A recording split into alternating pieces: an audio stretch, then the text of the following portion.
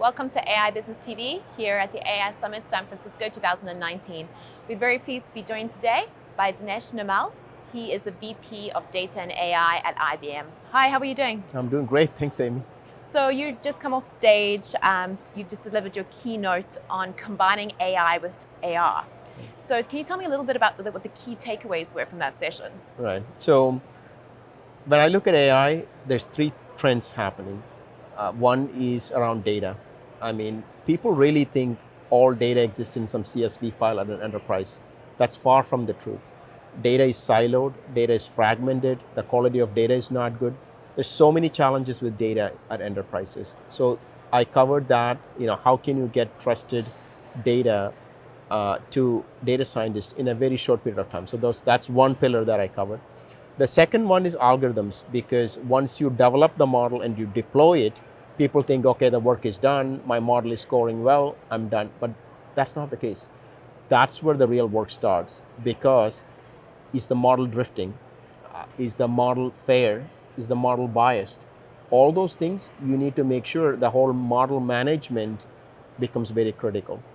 The third piece was compute, because as the proliferation of data happens, as more and more data comes into enterprises, do you have enough computing power? And that's where something like quantum comes in. Now, as part of the data piece, I also covered AR, VR, and that's the one you mentioned. That's because we have been interacting with data for a very long time, mainly through computers. Now it's changing to talking to the data. You're talking with your data, and the data is kind of talking back. I say that because look at chatbots or even home assistants, where you can have a conversation with your data. But I am taking it to the next level, where I'm saying, what if you walk with your data, or what if you walk into your data, where you can have a 3D visualization of the data and you're inside the data, where you can easily do explainability on all those things easier. So those are the main takeaways from my session. AR, VR is more of a futuristic thing in the data, but we are doing some research in there, and I wanted to at least give a glimpse of that. Fantastic. And speaking about your research, so what's IBM kind of prioritizing in terms of their research at the moment in their Silicon Valley lab? So in our lab, it's all about data, meaning how do we get the trusted, clean data to the data scientists to build model. So when I look at AI, there's three pillars: the data pillar, the development of the models, and the deployment of the models. There's a lot of research and open source work going into the development of the model, meaning you give it the data, it runs through a bunch of algorithms and gives you the model. But if you're an enterprise, a lot of the work is around the first D and the last D, which is how do I get the right set of data, clean data, trusted data, quality of the data, access to the data. All those things becomes very critical. So there's a tremendous amount of research going into it. For example, how do we auto classify using machine learning? How do we take the right access path to the data using optimizer? So those are all AI projects that's going on within the lab. Then the last piece is the D of deployment. There's a lot of work going on in there to say, how can we do bias detection? How can we do prediction of bias? How can we do the fairness? How can we do explainability? So if you ask me where we are focused, is that we are focused obviously on the middle D of the development, but we also see that there's a lot of work going on in there.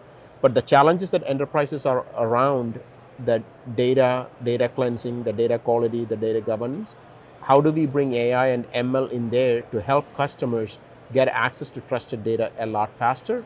And how do we get customers to deploy those models they have built a lot more faster using AI?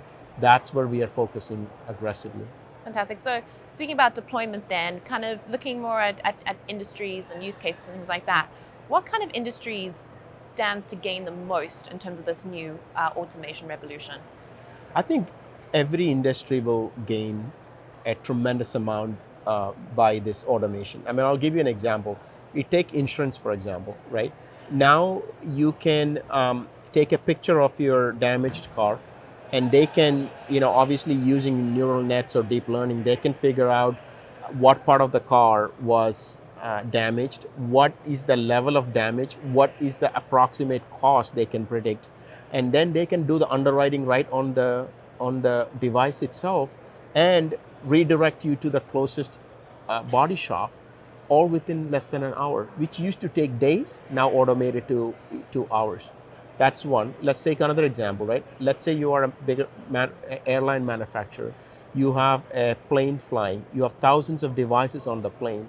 Each device is giving you, tons of data, sensor data. But you can also take that data to say, is the device functioning properly? Does it need to be replaced? Is there work that need to be done? You can connect to your backend ERP system to say, this device is, wearing and tearing. It's time to reorder one. Let's place the order in the backend using our ERP. So the whole process that used to go through days and weeks and months, now all of a sudden becomes, hours or days. Wonderful. And let's talk about the skills then and the development of these skills. What do you think is better, really? Is it in-house or outsourcing? Right.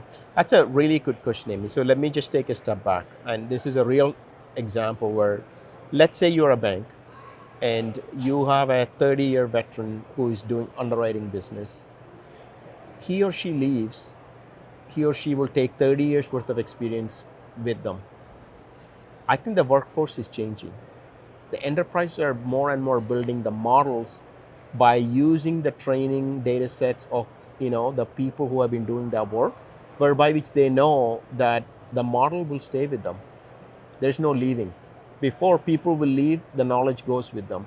But now the models will stay and be with the enterprise for a very long time. They can retrain them. You just have to have different data sets to retrain them. So I think the in-house versus hiring, I think the whole workforce itself is changing to the new paradigm, which is, it's not about just skills. It's about how do I train the model to do in a particular vertical knowledge to get the work done. So I think enterprises are rethinking the skills. But if I come to a binary question like that, which one is better? I mean, to me personally, it's always good to have in-house skills, because that really helps you to build a core set of skills that's always available for you. And it's much more better for enterprise to keep those skills in-house rather than outsourcing. For sure.